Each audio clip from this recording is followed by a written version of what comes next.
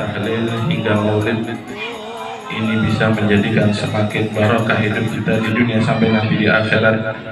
Untuk acara selanjutnya yaitu tausiah agama yang mudah-mudahan ini menjadi tambahan nilai plus amalan rahmat, cucuran makfirah untuk orang tua kami Abah Haji Naim, yang insyaallah tausiah akan disampaikan oleh guru kita Al-Ustaz bin Ahmad yakni SPDI. Padanya kami persilakan dengan segala hormat.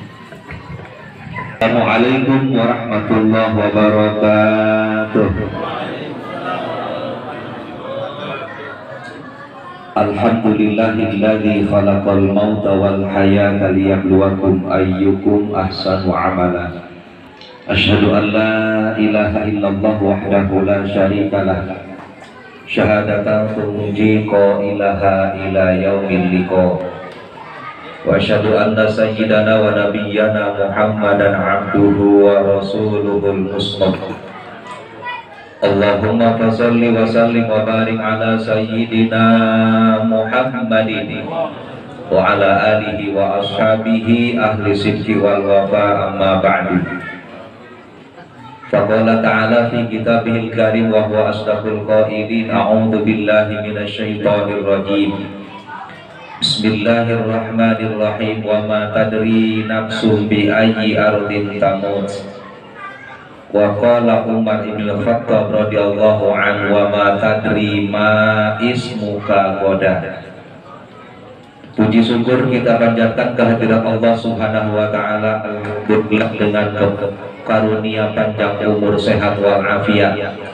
Malam ini bisa hadir di kediaman saudara kita, tetangga kita, orang tua kita, Bapak Haji Naim, yang malam ini malam ketujuh beliau sudah menghadap Allah Subhanahu wa ta'ala.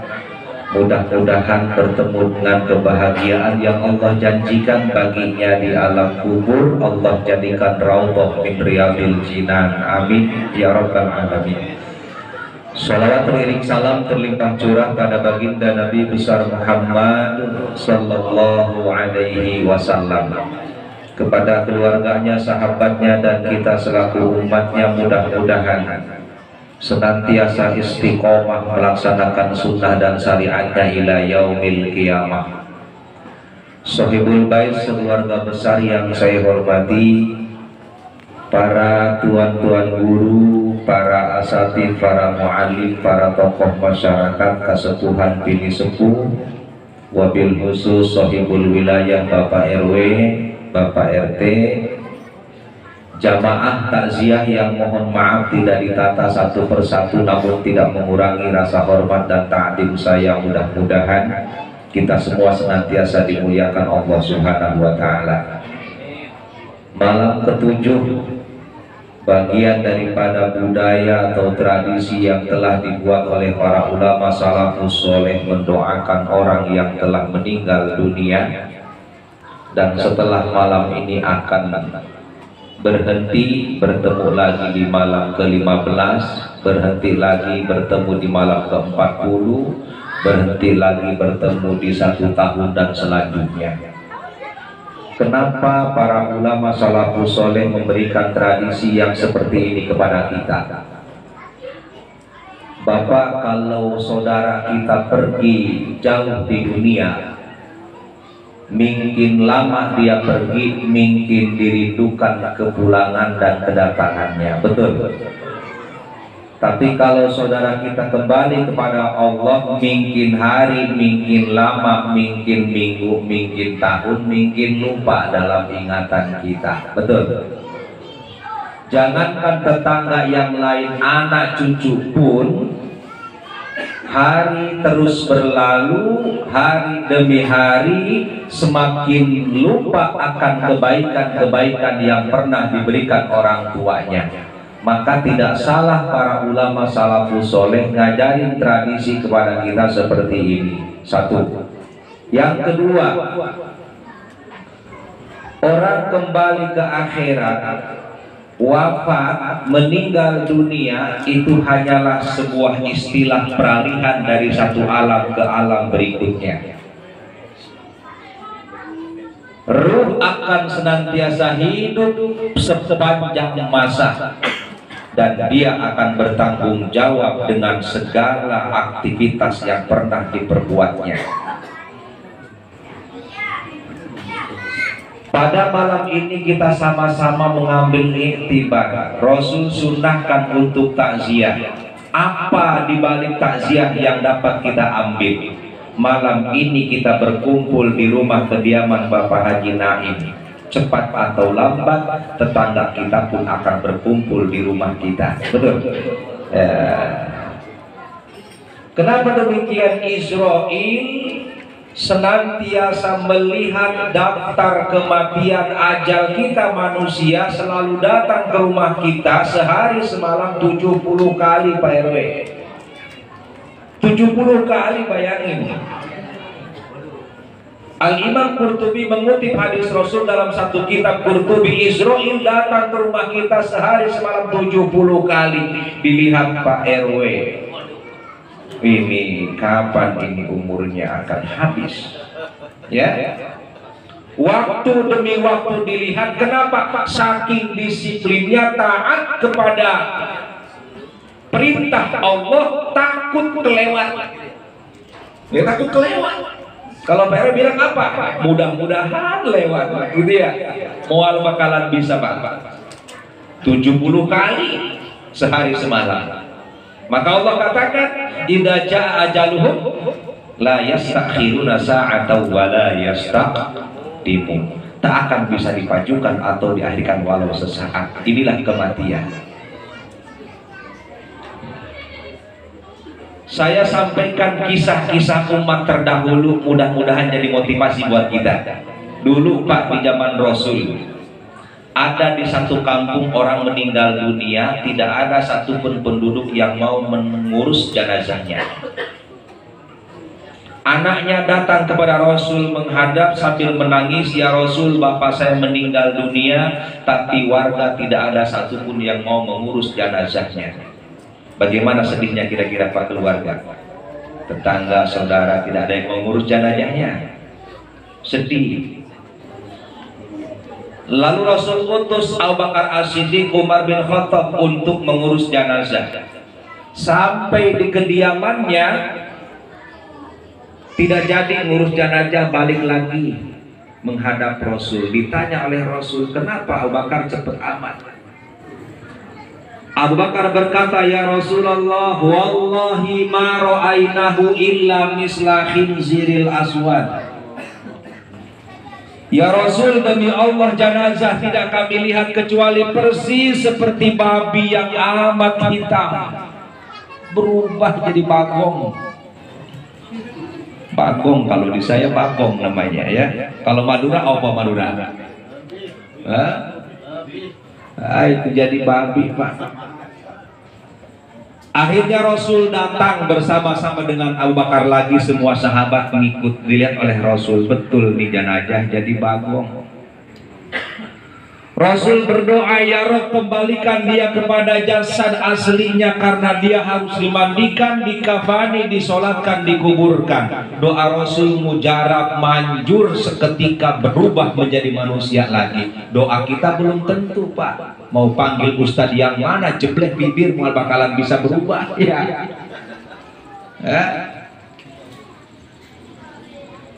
Rasul jangankan begitu Pak, lagi lewat kuburan saja tiba-tiba Rasul berhenti, menangis, berdoa. Sahabat Rasul yang mendampingi Sauban berkata, ya Rasulullah, limadza bakaita wa da'auta? Ya Rasul, kenapa engkau menangis dan berdoa? Qala Rasul menjawab, ya Sauban, ra'aitu ahlal maqbarah mu'adzabuna fi kuburihim. Sauban, aku lihat ahli kubur lagi disiksa di alam kuburnya. Rasul menempok, tahu nempok? Melihat.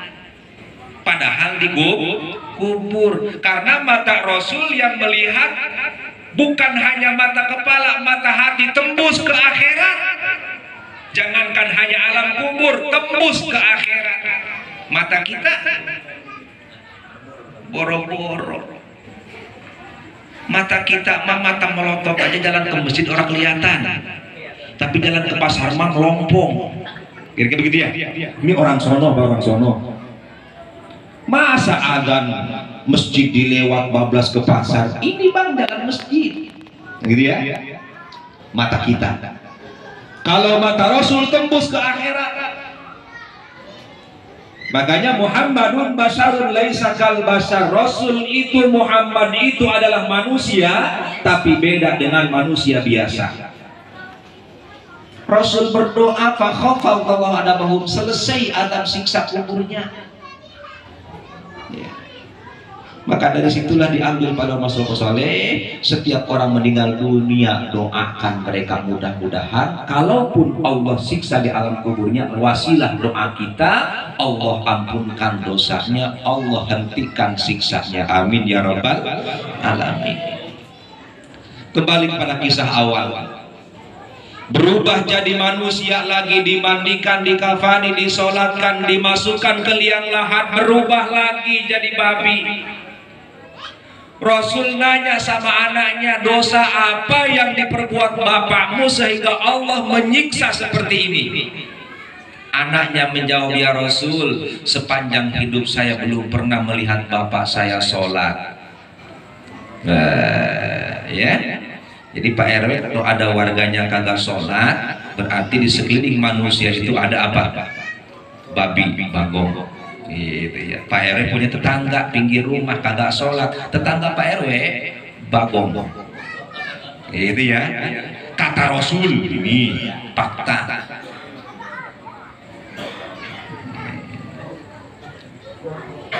Akhirnya Rasul bersabda, ya ashabi unzuru hadhil janazah. Wahai sahabatku, lihat ini janazah. Inilah siksa Allah berikan bagi mereka yang melalaikan sholat 5 waktu.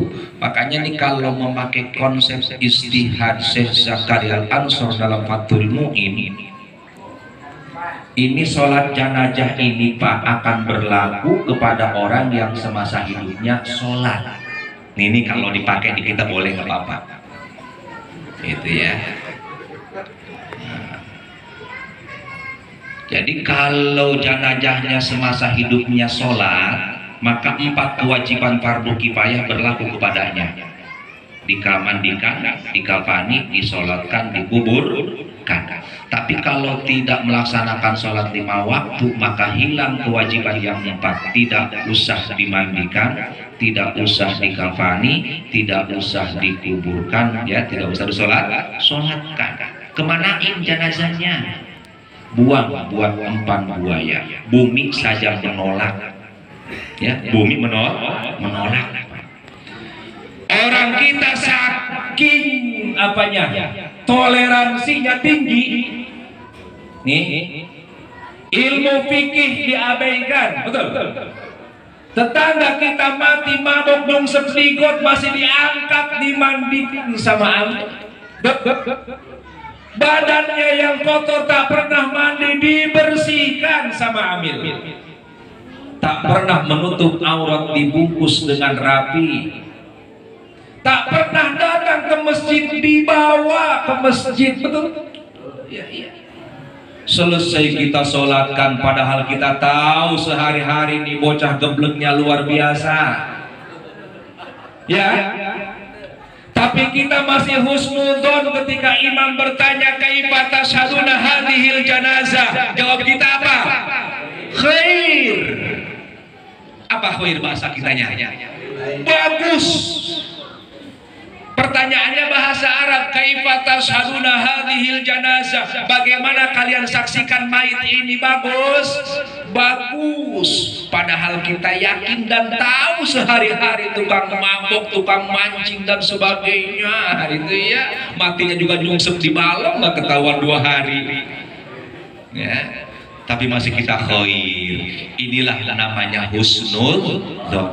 Maka ketika ada yang meninggal di sekeliling kita, ucapkan innalillahi wa inna ilaihi raji'un. Allahumma ighfir lahu warhamhu wa'afihi wa'fu anhu. Ada kisah di satu majlis lagi baca begini nih, ratib maulid, lagi mahalul qiyam, marhaban ya marhaban ya nurul aini marhaban marhaban Jadal Husaini. Ada bocah mabuk sedeng. Apa ini? Enak banget. Dia nggak tahu itu sholawat, dia nggak tahu itu ratib, yang dia tahu ini nada enak banget. Dia ngikutin, kata dia ini nyanyian sambil mabuk. Selesai ma'alul qiyam, dia pulang ke rumahnya, nyampe rumah mati. Termimpikan oleh seorang ulama di kampung itu, nih bocah ada dalam surga penuh dengan kenikmatan. Ya Allah.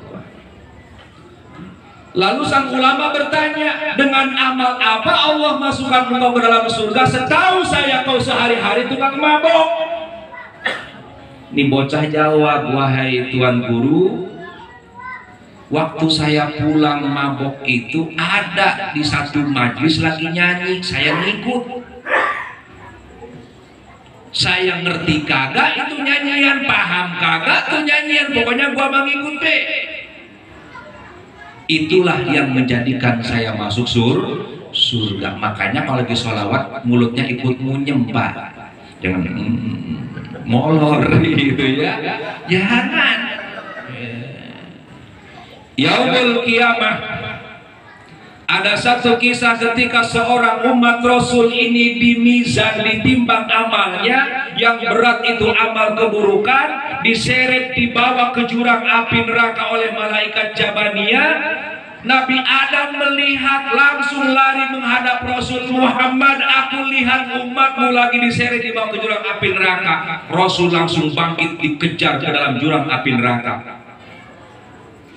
Diminta kembali kepada malaikat, wahai malaikat, dia umatku, kembalikan kepadaku. Kata malaikat, ya Rasul, kami hanya melaksanakan perintah, kata Allah eksekusi, gitu ya. Karena malaikat mah kata Allah ambil ya ambil, seret. Datang perintah dari Allah, wahai Zabaniyah, kembalikan kepada kekasihku. Nah begitu. Kalau pacar yang minta mah, nah udah ya, ente lagi di rumah nih hujan-hujan, nguplek, duit orang punya, ada cewek WA jemput, ngeruduk langsung gitu ya, anak muda gitu kan. Nah, kalau disuruh emaknya, nah beli kopi ke warung, hujan mah, ya. Tapi kalau pacar WA langsung geruduk nah, itu. Kata Rasul, wahai Zabaniyah, saya pengen lihat, yuk timbang kembali. Apa yang menyebabkan umatku masuk neraka? Satu pun aku tidak ridho umatku masuk neraka. Ditimbang kembali, ternyata yang berat itu amal keburukan. Kata malaikat Rasul, inilah penyebab umat masuk neraka, dosanya kebangetan banyak. Sekali ketemu sholat itu cuma Idul Fitri doang, atuh orang ada lagi. Nah, orang sini mah nggak ada yang beda, gitu ya. Akhirnya Rasul ambil dari saku kantong baju gamisnya, segenggam dimasukkan ke mizan timbangan kebaikan umat itu, spontan merubah timbangan Allah yang tadinya berat timbangan keburukan, sekarang berubah menjadi berat timbangan kebaikan. Malaikat nanya, Rasul, apa yang dimasukkan kau ke timbangan kebaikan umat ini? Kata Rasul, inilah segenggam sholawat yang pernah dia baca semasa hidupnya kepadaku, aku simpan rapi sebagai imbalan syafaat kepadanya. Allahumma sholli wa sallim wa barik alaih. Makanya biasakan kita baca sholawat. Pak, kalau kita ngandelin pengen masuk surga dengan sholat, kira-kira bisa kagak? Masya Allah, sepanjang sholat kita dari takbir sampai salam, apa yang kita ingat Pak? Allah apa? Duit. Ya, jarum hilang juga ingatnya lagi sholat. Kita mah untuk ingat Allah sepanjang takbir sampai salam susah, mual bakalan bisa. Lalu dengan sholat kita seperti itu, kita pengen masuk surga jauh. Puasa yang kita andalkan pengen masuk surga, rasa-rasanya jauh. Orang puasanya puasa kelelawar, ya. Malam mayap, mana madang. Antar subuh plak plak molor tidur, bangun maghrib puasa kita begitu banyak. Cuma pindahin jadwal makan saja dari siang ke malam jauh. Iya, buka puasanya kita beli kurma dari pasar sunnah Rasul bang. Ya, Rasul buka puasanya cuma 3 biji kurma, segelas air jam-jam, selesai, kagak makan apa-apa lagi. Makan nanti sahur 3 biji kurma, segelas air jam-jam. Itulah makanan Rasul ketika puasa. Model kita beli kurma sekilo habis kali madang. Rasul mana sunnah yang begitu? Jauh pak. Haji kita, umroh kita, sodakoh kita tidak ada rasanya jauh untuk bisa menjamin kita masuk surga. Mudah-mudahan duduk pada malam ini menjadi catatan amal ibadah yang menjadikan wasilah kita masuk surga. Amin ya rabbal alamin. Ada Ibnu Mas'ud radhiyallahu anhu. Nih fenomena yaumul qiyamah pak. Kalau ke kubur mah itu baru sebatas al-fasil baina dunya wal akhirah, alam pemisah antara dunia dan akhirat, belum masuk ke akhirat. Jadi tempat istirahat sementara. Masuk ke yaumul qiyamah nanti Ibnu Mas'ud mendengar Rasul berkata, kata Rasul, tidak bisa melangkah kaki seorang hamba hatta yas'alallahu an arba'i khisalin, sehingga Allah bertanya kepada hamba itu tentang 4 perkara. Yang pertama, an umrihi fima afna, tentang umur yang Allah titipkan kepada jasad kita, dipakai ngapain baik sepanjang umur ini pak? Banyakan ibadah apa banyakan maksiat? Masya Allah. Umur sampai hari ini berapa tahun umur kita? 60 tahun pak. Yang 60 tahun, 50 tahun, sampai umur ini 50 tahun dipakai apa saja umur kita ini? Ya, berat kita bertanggung jawab tentang umur ini yaumul qiyamah. Jangankan orang model kita, sekali berkhalifah Umar bin Khattab radhiyallahu anhu saja, yang kalau beliau lagi jalan di depan ada iblis lari. Kenapa? Takut. Bukan karena galaknya, tapi karena dekatnya dengan Allah. Umar bin Khattab. Model kita lagi jalan ada iblis, wah demen iblis sama kita. Tapi begitu lewat kuburan Umar nangis pak, meleleh air matanya sampai jenggotnya basah dengan tetesan air mata. Sahabat lain bertanya, ya Khalifah, kenapa engkau setiap kali lewat kuburan pasti menangis?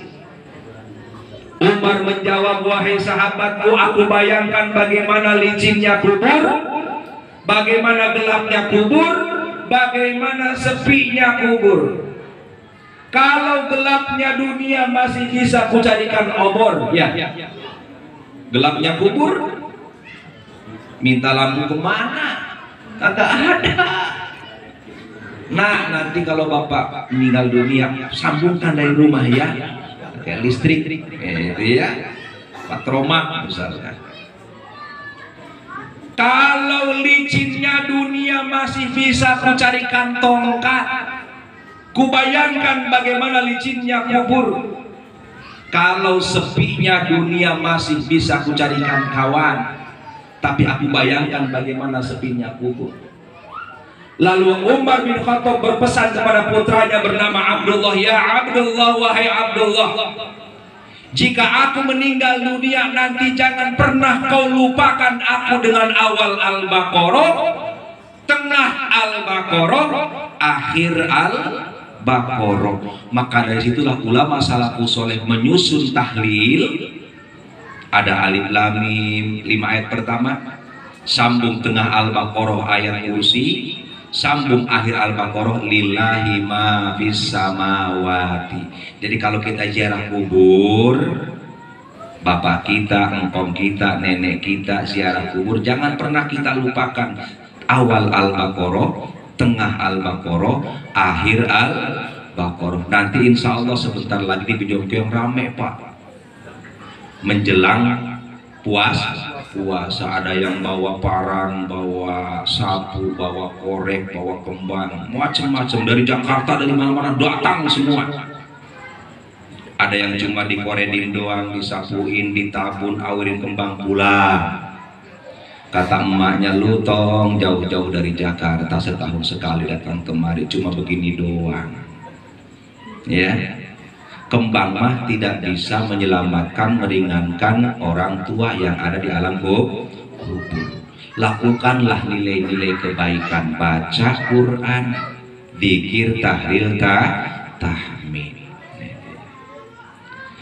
Yang kedua, yaumul qiyamah, Allah bertanya kepada kita nanti,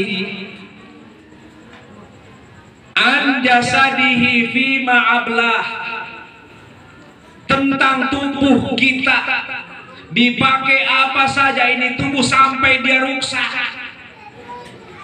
Pada lijan waktu kita lahir, kulit kita bagaimana? Mulus, bersih, cakep, ya. Tapi sekarang sampai begini gosong ini dipakai ngapain baik di badan? Dulu tanganmu waktu lahir dalam keadaan bagus, selamat, sekarang patah, dipakai ngapain ini tangan patah? Kaki dulu bagus, sekarang encok, pakai ngapain tuh encok?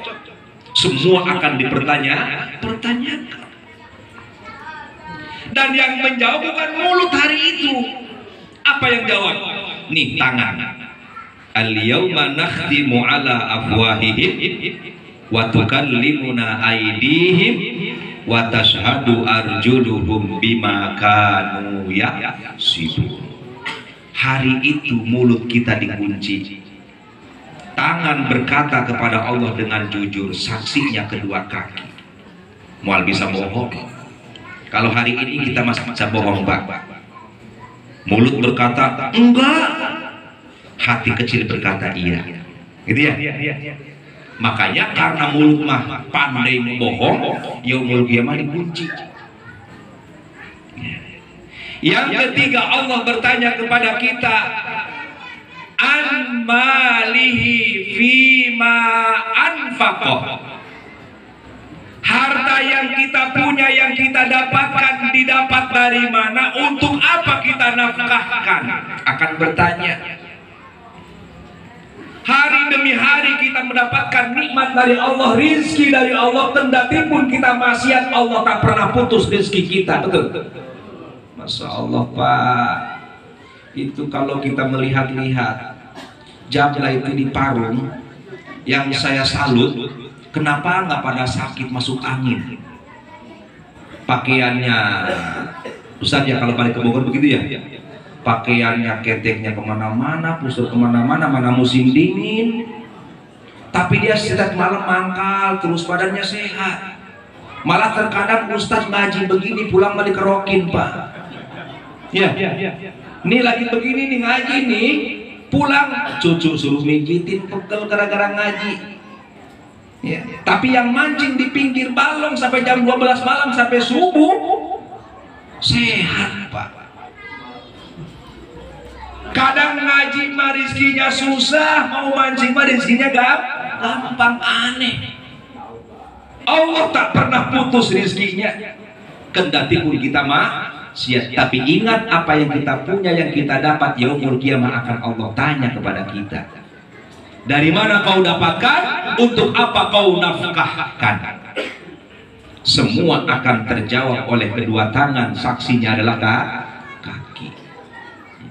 Yang ketiga, an ilmihi fima amila bi. Allah akan bertanya tentang ilmu yang Allah berikan kepada kita, dipakai apa itu ilmu? Syukur alhamdulillah, ajarkan Allah kepada kita, dari kita tidak tahu apa-apa, hari ini kita tahu apa-apa. Setelah kita tahu apa yang kita lakukan, itu akan dipertanyakan.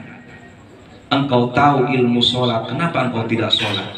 Engkau tahu ilmu puasa, kenapa engkau tidak puasa? Ilmu bertetangga kau tahu, kenapa engkau tidak baik dalam bertetangga? Dan semua akan diungkap di hadapan Allah Subhanahu wa Ta'ala, sehingga kaki tak akan pernah selamat melangkah ketika tidak lulus dari 4 pertanyaan Allah Subhanahu wa Ta'ala yaumul qiyamah. Maka pesan Umar bin Khattab radhiyallahu anhu, baik-baiklah hidup di dunia, wa ma tadri ma ismuka ghadan. Kau tak akan pernah tahu esok hari namamu siapa. Boleh saja kita hari ini namanya Udin, ada Ucok, ada Baba, ada siapa lagi, macam-macam, beda-beda namanya. Dan ketika kita duduk di sini semuanya boleh saja kita punya derajat yang berbeda-beda. Ada yang dimuliakan, ada yang dihormati, ada yang disanjung, ada yang dipuja, bahkan ada yang dimarginalkan. Tapi ingat, nanti ketika kita meninggal dunia, nama kita semua akan sama, tempat kita semua akan sama, pakaian kita semua akan sama. Hari ini namanya Pak Dalijan, besok meninggal dunia namanya mayit. Usolli ala hadal mayit, bukan lagi usolli ala hada Dalijan, mayit. Nyusul lagi berikutnya Ustaz Taufikur Rahman, ya. Usolli ala hadzal mayit. Besok datang lagi Pak Mudajib, usolli ala hadzal mayit. Nama kita sama semua. Makanya dulu ada anak ayam pernah bertanya sama emaknya, "Ma, kenapa sih kita namanya sama-sama begini ya?" Emak punya anak 12, namanya sama semua ayam. Emak juga namanya ayam, engkong namanya ayam, nenek namanya ayam, kita semua namanya ayam. Tapi manusia mah kok beda-beda. Emaknya bilang, "Nah, kalau kita masih hidup ini namanya kita sama. Hidup kita pun terhina, padahal dia yang punya kita. Naik terasnya dikit langsung dibagel kita, nah." Gitu ya. Pengkor anaknya dibagel sama yang punya ayam itu. Padahal musim hujan, ayam cuma pengen berteduh sebentar, langsung dibagel sama yang punya. Tapi begitu kita gede dipencit, disembeli. Nanti, setelah kita meninggal dunia, nama kita akan beda-beda, derajat kita akan beda-beda, harga kita pun akan beda-beda. Ya, ada ayam goreng telah berubah mati. Ada ayam percikan, ada sate ayam, ada opor ayam, dan semua derajatnya tinggi, mahal harganya. Dulu usus kita nggak berharga, tapi begitu kita meninggal dunia, usus kita jadi bernilai. Dulu ceker kita nggak berharga, nempel di satu benda yang hina, benda itu berubah, ratingnya tinggi karena ceker kita ada mie ceker. Ya. Tapi manusia nanti, hari ini mereka namanya beda-beda, besok setelah meninggal dunia namanya sama. Tempatnya sama, hina siapapun dia yang meninggal dunia, masuk lubang tanah yang sempit. Siapapun dia, jasadnya menjadi santapan binatang yang melata di dalam bumi. Hina nggak tuh? Makanya Umar bin Khattab pernah, Ali bin Abi Thalib berkata, awaluhu nutfah wa akhiruhu jibah. Manusia, awal mulamu itu hanya setetes air mani yang hina, yang tak berharga. Di parung sekalipun berapa banyak yang dijual di parung ini, nggak ada yang jualan sperma, Pak. Nggak ada. Karena hina dia. Dan nanti akan berakhir pun dalam keadaan sebujur bangkai yang hina. Jauh lebih berharga bangkai gurame di balong. Ya. Bapak punya balong, lihat pagi-pagi gurame ngambang mati, diambil. Coba kalau melihat main ngambang, diambil kan kira-kira? Kagak, kabur Pak RT, Pak RW, di sana ada yang meninggal di balong, gitu ya. Kalau bangkai gurame masih mulia, bangkai manusia masuk ke lubang tanah. Maka ruh dalam kitab Qurtubi itu senantiasa datang ke kuburnya, menatap jasadnya, dia menangis, aduh tubuhku dulu yang indah, yang bagus, sekarang hari demi hari semakin membusuk dan membusuk, terus semuanya begitu. Lalu dia berpesan kepada putra-putranya, wahai anak-anakku, andaikan kita mendengar nasihat orang tua kita, wahai anak-anakku, sadarlah engkau bahwa Allah Zat yang Maha Berkuasa. Hari ini kita dimuliakan, esok kita akan terhina jika kita tidak punya amal yang terbaik yang dapat menjadikan kita kebanggaan yaumul qiyamah nanti. Karena sampai liang lahat itu yang menyelamatkan kita adalah amal perbuatan kita. Jadi mudah-mudahan ini, terutama ini masuk bulan Rajab, manfaatkan ini Rajab dengan sebaik-baiknya. Allah memberikan kesempatan umur kepada kita, mudah-mudahan di sisa umur yang ada dapat kita manfaatkan untuk memperbaiki diri sehingga berharap kembali kepada Allah dalam keadaan husnul khotimah. Tentu kita ini banyak dosa dan salah, anak-anak banyak salah dan dosa kepada orang tuanya. Momentum kita sama-sama untuk istighfar. Akhiri kita dengan sama-sama membaca istighfar. Astaghfirullah Rabbal baraya, astaghfirullah minal khataya, astaghfirullah Rabbal baraya, astaghfirullah minal khataya, Rabbana ighfir lana wa liwalidina, Rabbana ighfir lana wa liwalidina, Rabbana ighfir lana wa liwalidina, Rabbana ighfir lana wa liwalidina. Astaghfirullah Rabbal baraya, astaghfirullah minal khataya, astaghfirullah Rabbal baraya, astaghfirullah minal khataya, Rabbana ighfir lana wa liwalidina, Rabbana ighfir lana wa liwalidina, Rabbana ighfir lana wa liwalidina, Rabbana ighfir lana wa liwalidina. Allahumma sholli wa sallim wa barik alaih. Demikian sedikit yang dapat saya sampaikan, mudah-mudahan ada manfaatnya. Mohon maaf atas segala kekurangan dan kekhilafan. Billahi taufiq wal hidayah. Assalamualaikum warahmatullahi wabarakatuh. Nabi Muhammad. Mudah-mudahan apa-apa yang sudah disampaikan oleh guru kita bisa kita amalkan, bisa kita bawa pulang untuk kita sampaikan, sebarkan kepada sanak famili kita. Amin ya rabbal alamin. Meningkat acara yang terakhir yaitu doa, yang insya Allah doa ini akan disampaikan, dihaturkan.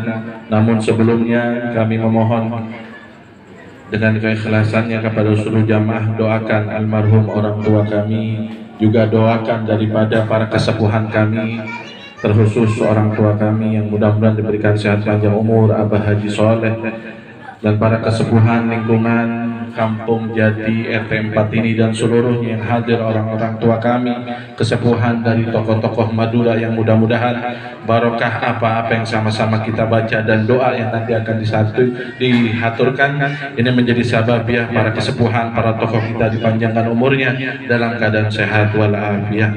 Untuk pembacaan doa insyaallah akan disampaikan oleh guru kita Al-Ustadz Haji Marzuki, kepadanya kami persilahkan dengan segala. Astaghfirullahaladzim, astaghfirullahaladzim, astaghfirullahaladzim.